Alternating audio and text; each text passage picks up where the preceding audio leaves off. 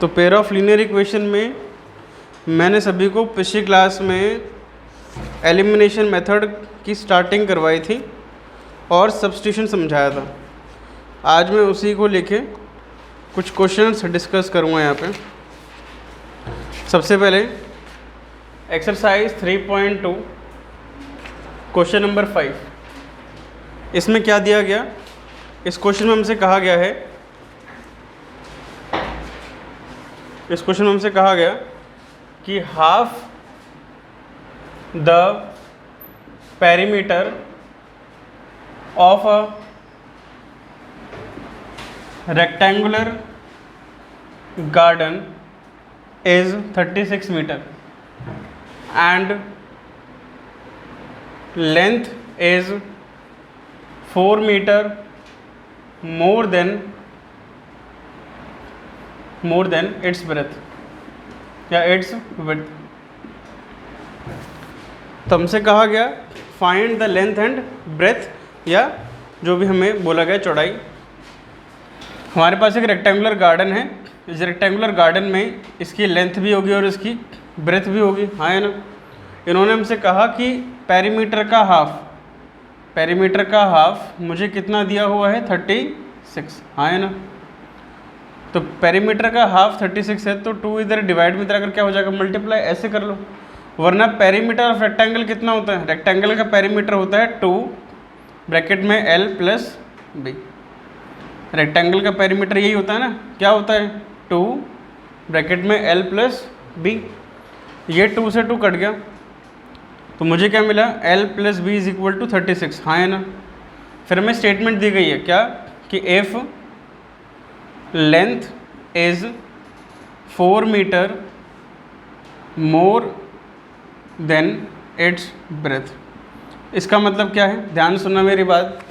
आपको जिसको भी स्टेटमेंट बनाने, एक स्टेटमेंट से इक्वेशन बनाने नहीं आती, वो यहाँ समझ जाएंगे।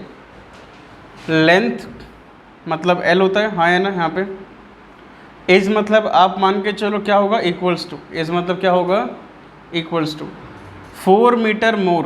4 मीटर मोर मतलब क्या होगा, 4 मीटर ज़्यादा है। तो जैसे 4 मीटर लेस बोल देगा तो -4 लिखना है, 4 मीटर मोर लिख देगा तो +4 लिखना है।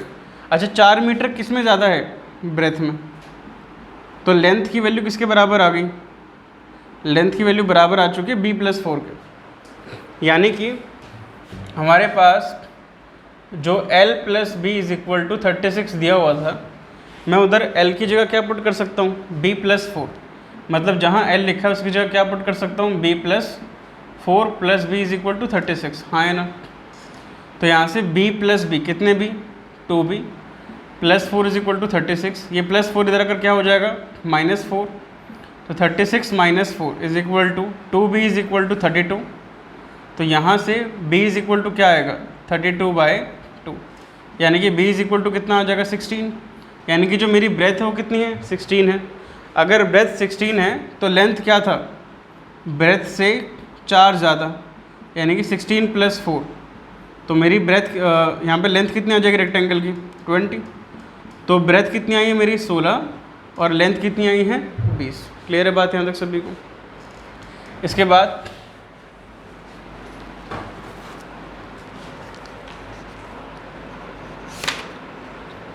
(3.3) में क्वेश्चन नंबर 2, इसमें क्या दिया हुआ है, 2x + 3y is equal to 11 and 2x - 4y is equal to -24 and find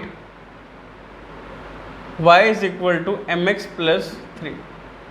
तो हमसे कहा find m if y is equal to mx + 3। मेरी बात ध्यान सुनना, सभी को समझ में आ जाएगा, ठीक है। सबसे पहली चीज़ हमसे क्या फाइंड करने को बोला हुआ है, m फाइंड करने को बोला हुआ है। m कहाँ पर है, यहाँ पर कितने वेरिएबल हैं, 1 2 3। आ ही नहीं सकता आंसर आ ही नहीं सकता। 3 वेरिएबल में कैसे आंसर आ जाएगा? 3 वेरिएबल में किस तरीके से आंसर आ सकता है, नहीं आ सकता। पर अगर मुझे y और x पता लग जाए, अगर मुझे क्या पता लग जाए, y और, तो निकालने को क्या बचेगा फिर, सिर्फ m। अगर मुझे y और x पता लग जाए तो निकालने को क्या बचेगा, सिर्फ m बचेगा। और y और x निकालने का हमने क्या तरीका सीखा लीनियर इक्वेशन में, सॉल्यूशन ऑफ द इक्वेशन। हमारे पास दो इक्वेशन दे रखी है क्या, हाँ, क्या मैं इसमें से y और x निकाल सकता हूँ? कौन से दो मेथड है, सब्स्टिट्यूशन या फिर अगर x और y आ गया तो इसमें पुट करके मेरे पास x पता लग जाएगा, y पता लग जाएगा, तो बचेगा क्या फिर m। तो इसको भूल जाओ थोड़ी देर के लिए। सबसे पहले हम क्या करेंगे, फॉर x एंड y, हम x और y के लिए क्या करेंगे, अगर देखो ध्यान से देखना इस बात, इस क्वेश्चन में यहाँ पर यहाँ से अगर मैं इन दोनों इक्वेशन को सब्ट्रैक्ट कर दूँ, अगर इन दोनों इक्वेशन क्या कर दूँ, तो सब्ट्रैक्ट करने से 2x से 2x कट जाएगा, 2x से 2x क्या हो जाएगा, तो बचेगा क्या, सिर्फ y। तब लिखोगे सब्ट्रैक्ट, इसको मान लो फर्स्ट, इसको मानो सेकंड और इसको मानो थर्ड। तो अब क्या करोगे, subtract first and third, first और थर्ड को सब्ट्रैक्ट करोगे तो 2x plus 3y is equal to 11, 2x minus 4y is equal to minus 24। अच्छा, सब्ट्रैक्ट करने के लिए जैसे मैंने आपसे बोला, ध्यान सुनना मेरी बात को, सभी समझ जाओगे। मैंने बोला 4 और 5 को सब्ट्रैक्ट कर दो, मैंने क्या बोला, 4 और 5 को क्या कर दो, तो कैसे करते हो आप सब्ट्रैक्ट, 4 माइनस 5 ऐसे तो लिखोगे, ऐसे करते हैं ना।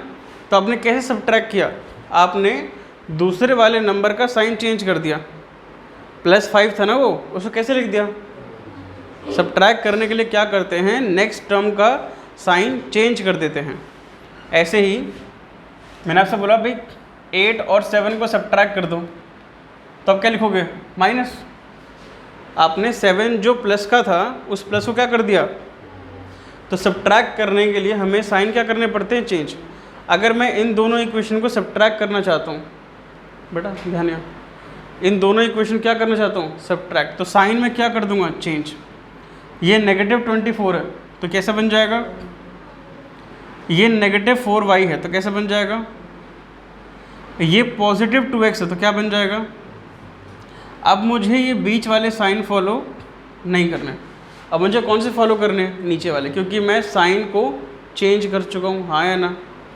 यानी कि अब 2x माइनस 2x, क्योंकि प्लस 2x नहीं लिखना, क्या लिखना है, तो 2x से 2x क्या हो जाएगा, कट जाएगा। फिर क्या है 3y, फिर क्या लिखूँ, minus 4y plus 4y plus 4y, तो कितना आएगा 7y। फिर 11 माइनस 24 या प्लस 24 प्लस 24, तो यहाँ से y इज इक्वल टू क्या आएगा 35/7 यानी कि 5। y की वैल्यू कितनी आ चुकी है 5, पर इससे काम नहीं चलेगा ना, y पता लग गया, अभी भी दो वेरिएबल बचे हुए हैं, कौन है वो, m और, तो x निकालने के लिए क्या करेंगे, put value of y is equal to 5 in first.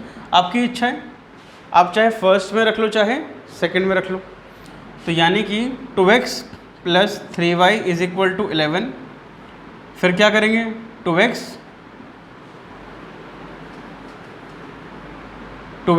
Plus 3y की जगह क्या आएगा 5 इज इक्वल टू 11, 2x 3 5 ज़ा 15 इज इक्वल टू 11, तो 2x इज इक्वल टू -4, -4 कैसा आया, प्लस 15 जाकर कैसा हो जाएगा माइनस का, 2x इज इक्वल टू -4/2 कितना आएगा, यानी कि x की वैल्यू -2 आ चुकी है और y की वैल्यू क्या आ चुकी है 5।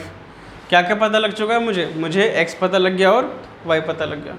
अब लास्ट काम क्या होगा, लास्ट हमारे पास क्या होगा, put x and y in third equation, तीसरी इक्वेशन में, तो y इज इक्वल टू क्या था mx प्लस 3। अब देखो यहाँ पे मुझे m पता लग चुका है और मुझे क्या पता लग चुका है x, m कितना है 5 इज इक्वल टू m और x कितना है -2, हाँ है ना।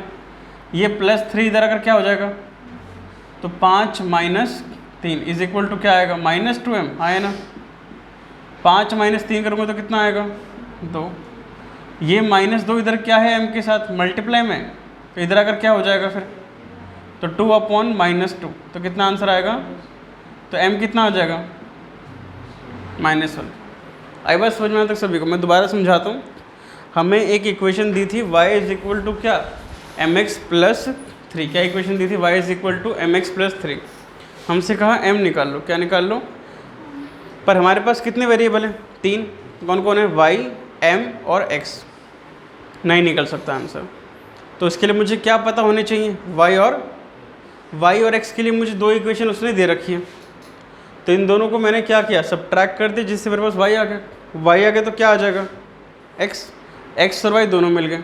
यही x और y, अब देखो यहाँ पे अगर मैं y पुट कर दूँ और मैं x पुट कर दूँ तो क्या बचेगा निकालना फिर? और m कितना आया है? -1। यहाँ तक क्लियर है बस सभी को? इसको नोट करो फटाफट से दोनों क्वेश्चन को, फिर अगला करते हैं। दोनों ही करने हैं। यहाँ देखो सभी, अगला क्वेश्चन करते हैं।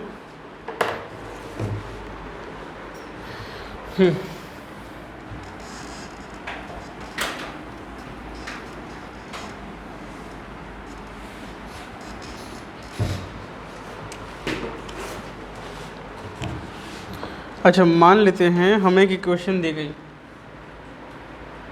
s minus T is equal to 3, s/3 plus t/2 is equal to 6, इस तरीके से। और हमसे कहा गया कि आपको इसको सब्स्टिट्यूशन से सॉल्व करना है। कैसे सॉल्व करना है? जैसे जब भी ऐसी इक्वेशन मिल जाए जिसके नीचे नंबर्स लिखे हों, ठीक है, तो आप क्या करो, जो नंबर्स नीचे लिखे हो ना उसके एलसीएम से पूरी इक्वेशन को मल्टीप्लाई कर दो। 3 और 2 का एलसीएम कितना होगा? 6। तो ये जो पूरी इक्वेशन है इसको 6 से मल्टीप्लाई कर दो, ठीक है। या फिर इसका एलसीएम ले लो। एलसीएम कैसे लेते हैं? नीचे के 2 नंबर को मल्टीप्लाई, 3 2 जा 6, 2 इंटू एस क्या बन जाएगा? 2s, 3 इंटू टी क्या बन जाएगा? 3t इज इक्वल टू क्या आएगा? 6। और ये 6 इधर डिवाइड अंदर अगर क्या हो जाएगा? तो ये इक्वेशन क्या बन जाएगी? 2s plus 3t is equal to 36। अब यहाँ से सब्स्टिट्यूशन अगर लगाना है तो सब्स्टिट्यूशन कहता है कि किसी भी एक इक्वेशन में से वेरिएबल निकालो और उसको दूसरी इक्वेशन में क्या कर दो? पुट कर दो। तो जो हमारी फर्स्ट इक्वेशन है वो ये रही, और सेकंड इक्वेशन ट्रांसफॉर्म होके क्या बन चुकी है? ये।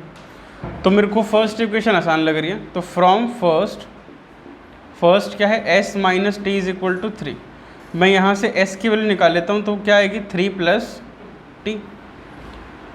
Put value of s in equation कौन सी? सेकंड। तो 2s plus 3t is equal to 36 है। तो जहाँ s लिखा था उसकी जगह क्या लिख दिया मैंने? 3 प्लस टी। जहाँ पर s लिखा था उसकी जगह क्या आ गया? t plus 3। तो 2 3 जा, पहले 2 को 3 से करेंगे तो 2 3 जा 6, फिर इसी 2 को t से करेंगे तो 2 into T 2t plus 3t is equal to 36। ये 6 प्लस का इधर अगर क्या हो जाएगा? तो हमारे पास 2t प्लस 3t कितना आएगा? 5t is equal to 36 minus 6। तो t इज इक्वल टू 30/5। तो t की वैल्यू क्या आ जाएगी? ये 5 लिखा हुआ है। तो t की वैल्यू अगर 6 आ चुकी है तो s इज इक्वल टू क्या था? 3 प्लस t, तो यानी कि 3 प्लस 6, तो s कितना आ जाएगा फिर? 9। आई बात समझ में आता तक सभी को? अच्छा, एक इक्वेशन और देख लो। एक इक्वेशन है हमारे पास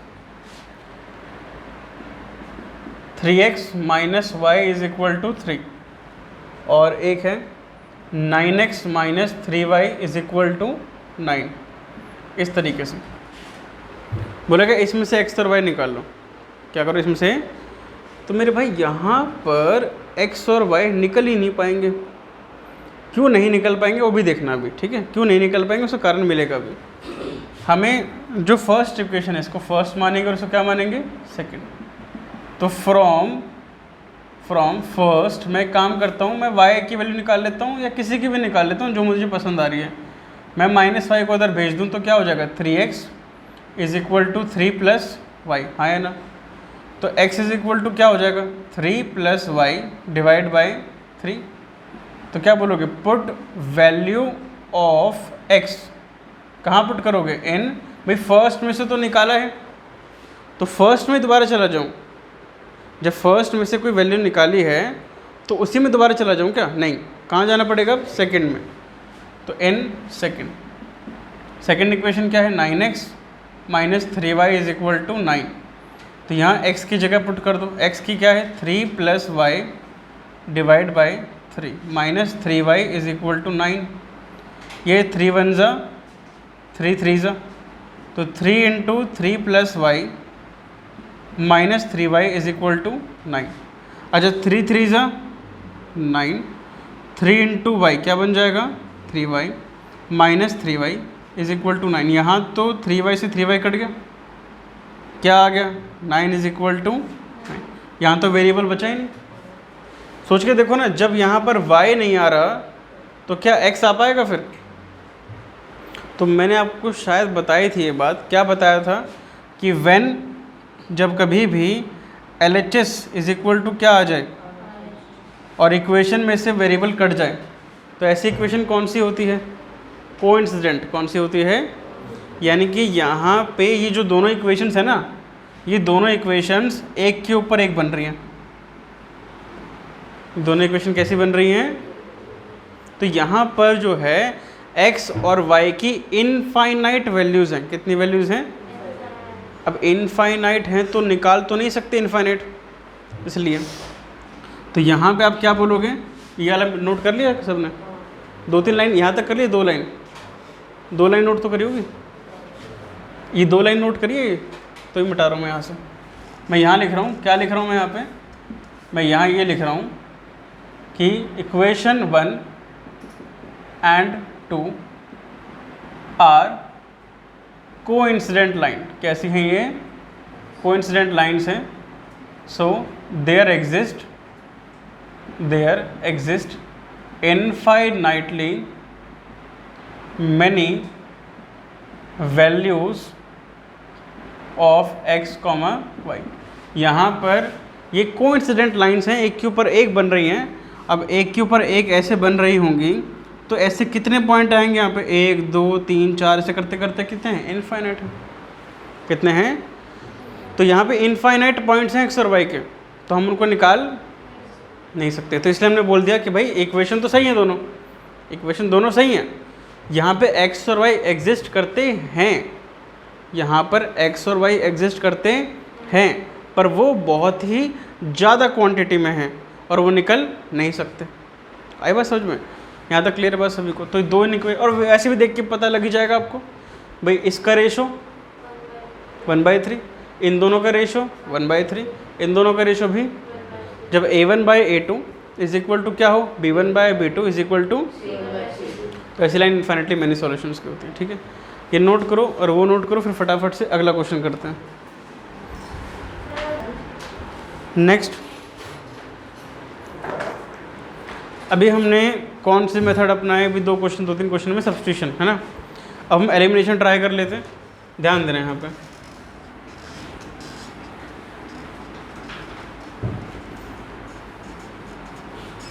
मैं आपको भी एज वाले क्वेश्चन की टाइप करवा रहा हूँ, मैं बेसिक ही करवा रहा हूँ। जैसे हमारा बेसिक हो जाएगा हम थोड़ा बहुत हाई लेवल क्वेश्चन यानी कि आरडी क्वेश्चन उठाना शुरू कर देंगे। ठीक है, पर फिलहाल हम बेसिक करें तो पेयर ऑफ लीनियर इक्वेशन के लिए बेसिक उसका एनसीईआरटी है। जैसे ही वो हो जाएगा फिर आरडी उठाई जाएगी। उसमें थोड़ा लंबा चैप्टर है ये, अगर सही से करा जाए तो। हम एक एज वाला क्वेश्चन कर रहे हैं, फिर उसको एलिमिनेशन से सॉल्व करेंगे। क्वेश्चन क्या है? 3.3 में क्वेश्चन नंबर 3 का 6th पार्ट। इसमें दिया गया है 5 years hence the age of Jacob will be 3 times that of his son. 5 years ago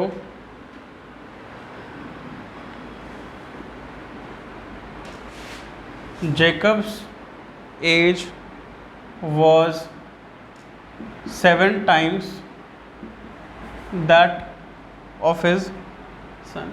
तो हमसे कहा गया what are there present ages. तो पहले समझ लेते हैं इसको। प्रेजेंट की एज कब है? अभी की। देखो 5 year hence, hence लिखा हुआ है। इस hence का क्या मतलब होता है? इसका मतलब होता है बाद, 5 साल बाद। हमें कैसे पता चला? देखो यहाँ विल भी लिखा हुआ है। विल फ्यूचर के लिए यूज़ करते हैं, यानी कि 5 साल बाद क्या होगा? जेकब की एज जो है वो 3 गुना हो जाएगी उसके बेटे की एज के। 5 years ago इसका मतलब 5 साल पहले जेकब की एज क्या होगी? 7 गुना थी अपने बेटे की एज के। 5 साल पहले जेकब की जो एज थी वो 7 गुना थी बेटे की एज। अभी दोनों चीज़ें कॉम्प्लेक्स कर रही हैं, पर बात कहाँ अटक रही है? प्रेजेंट की एज पे बात कहाँ अटक रही है?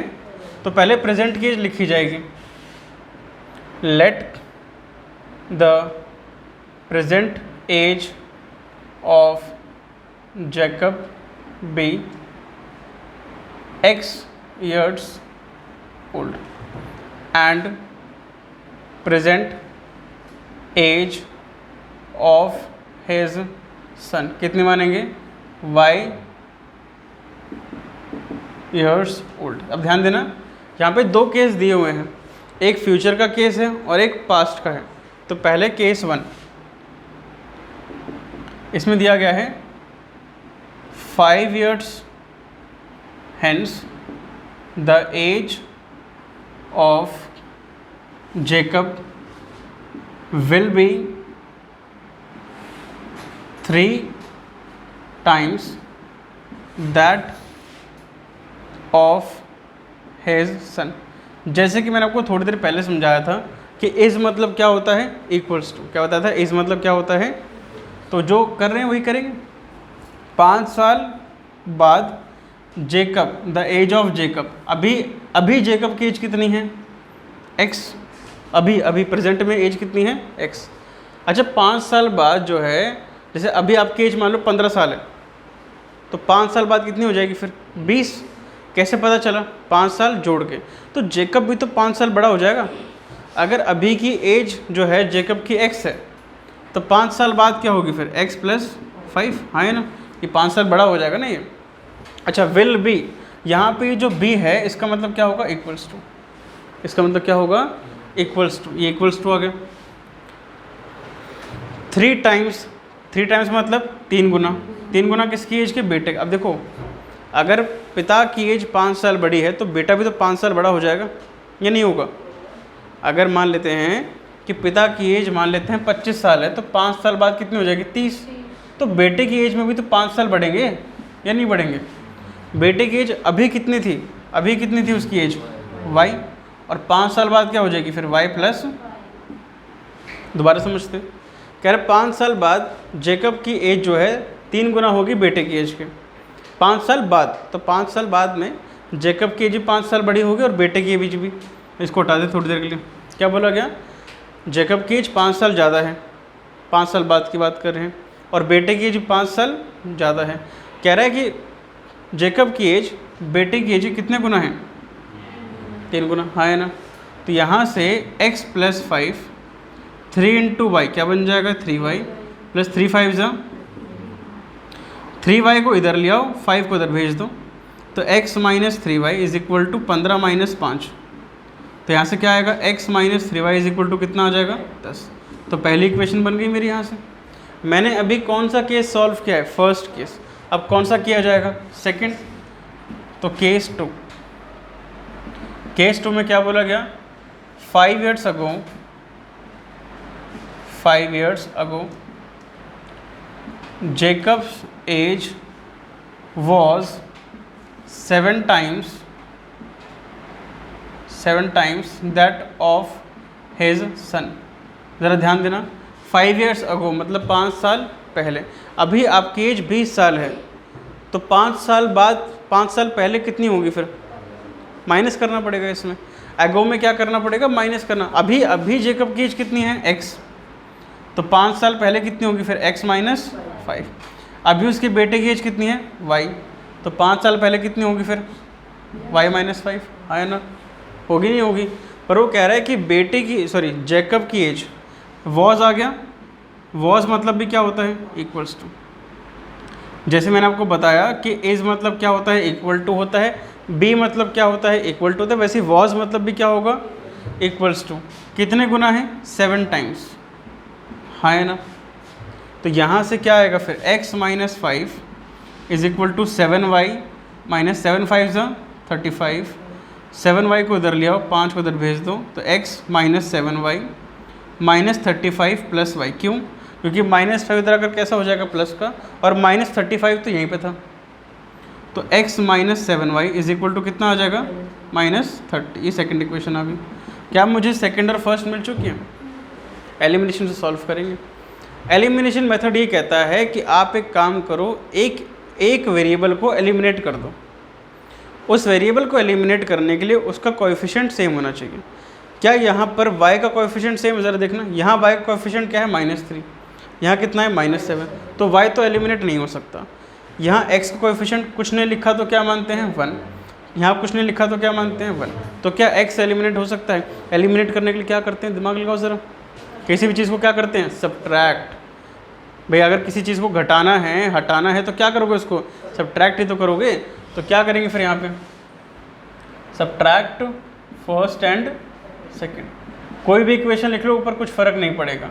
-30 अपॉन में x - 3y is equal to 10। क्या करेंगे? Sign change. ये प्लस का 10 तो क्या बन जाएगा? ये माइनस का 3 क्या बन जाएगा?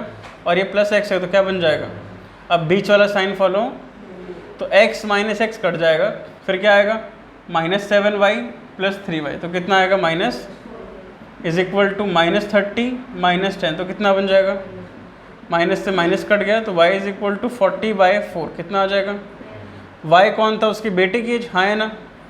तो सन्स प्रेजेंट एज कितनी आ चुकी है? 10 years ओल्ड, हाँ है ना? अब बेटे की एज आ गई तो किसकी निकालेंगे फिर? पिता की। फादर की एज के लिए हमें इक्वेशन दे रखी है, x - 3y is equal to क्या था? 10, तो x - 3, y की जगह क्या आएगा? 10, तो x - 30 इज इक्वल टू क्या आएगा? 10, तो x इज इक्वल टू कितना आ जाएगा? 40। x कौन था? जेकब्स प्रेजेंट एज, हाँ है ना? जेकब तो पिता का नाम ही है, तो क्या आएगा? 40 years ओल्ड। क्या ये समझ में आया या नहीं आया? अगर ये आ गया, श्योर हो, अगर ये क्वेश्चन समझ में आ गया तो आप एक काम करो,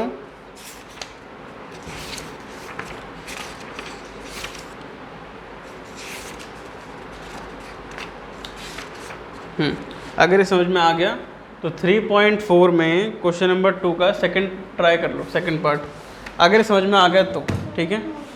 हाँ, ये नोट करके 3.4 में क्वेश्चन नंबर 2 का सेकंड पार्ट कर लो अगर समझ में आ गया तो, ये वाला अगर समझ में आ गया। और एक बार इसको अच्छा नोट कर रहे हो तो करते करते देख लेना, अगर कोई डाउट है तो ठीक है। करो ट्राई फटाफट से। चलो यहाँ ध्यान दो सभी।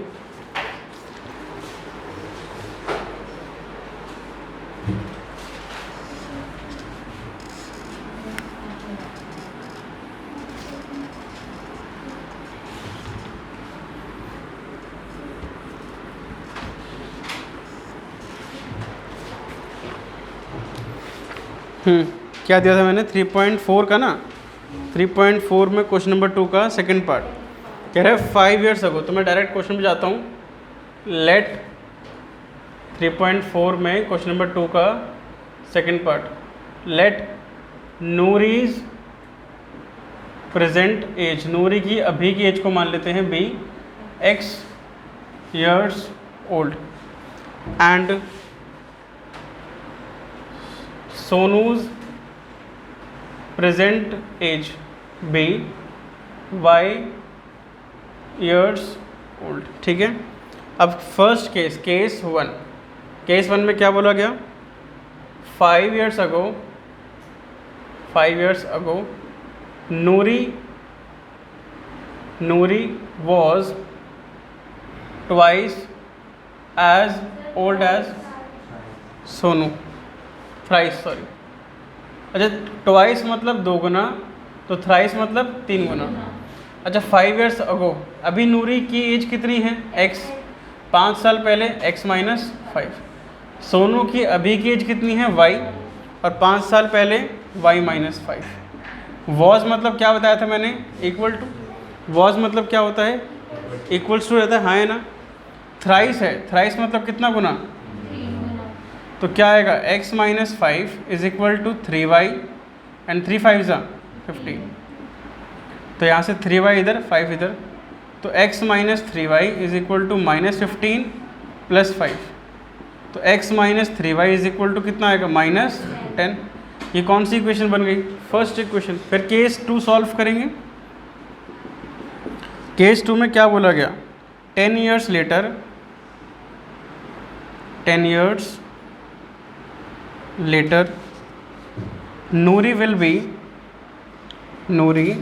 Will be twice as old as Sonu. 10 साल बाद, अभी नूरी कितने साल की है, x, 10 साल बाद x प्लस 10 विल बी मतलब इक्वल्स टू 2 गुना, कितना गुना, सोनू की एज के। अभी सोनू कितने साल का है, y, और 10 साल बाद तो क्या आएगा, x plus 10, 2 into Y 2y and 2 10 20। इसके बाद क्या आएगा, x minus 2y is equal to 20 minus 10, तो x minus 2y is equal to क्या आ जाएगा, 10। ये सेकेंड इक्वेशन आ गई। मुझे साफ साफ नज़र आ रहा है यहाँ पे एलिमिनेशन मेथड लगते हुए। कैसे नज़र आया, मैंने देखा यहाँ पे x का कोएफिशिएंट यहाँ 1 है और वहाँ पर भी x कोएफिशिएंट क्या है, 1 है। तो सॉल्व फर्स्ट एंड सेकेंड।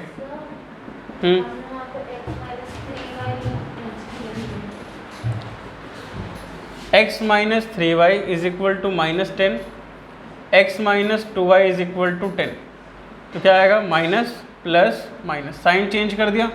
अब बीच वाला साइन फॉलो नहीं करना, x माइनस एक्स कट जाएगा, फिर क्या आएगा, माइनस 3y प्लस 2y, तो क्या आंसर आएगा, minus y equals to minus 10 minus 10 minus, तो y इज इक्वल टू क्या आ जाएगा, 20। y कौन था, सोनू, तो सोनूज प्रेजेंट एज कितनी आ जाएगी, 20 ईयर्स ओल्ड। नूरी की भाई निकाल लेना, क्योंकि हर चीज़ नहीं बताऊंगा मैं। नूरी कैसे निकलेगी, y निकल गया, तो किसी भी इक्वेशन पुट करो, क्या आ जाएगा, x।